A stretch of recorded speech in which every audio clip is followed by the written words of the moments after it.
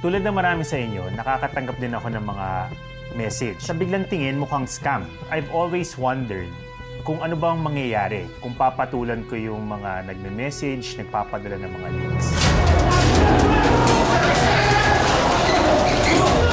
So ano po to, sir? Ito, isang scam farm to. Aha. Kapag nakita mo yung lugar na ganito, kung tama yung hinala ng mga otoridad, ganito ka-organisado at kalawak yung business ng scamming. Wow! So, posibleng ilan sa mga pinakamakapangyarihang boss nitong Pogo na ito, minsang umupo sa sala Merong mga na pinatatayuan natin. Merong mga dating mga kilala. Posibleng nakaupo rin dito, napaupo rito. Hindi lang natin alam. Ibig sabihin, mga dating matataas na opisyal, tingin mo? Hindi ko alam. Takot na takot din po kami na may hawak po dun sa hub na yan. Ito pala, mayroon niya ng beds sila.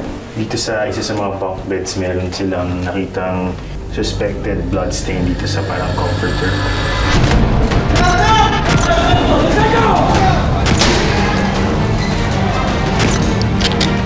Sino yan?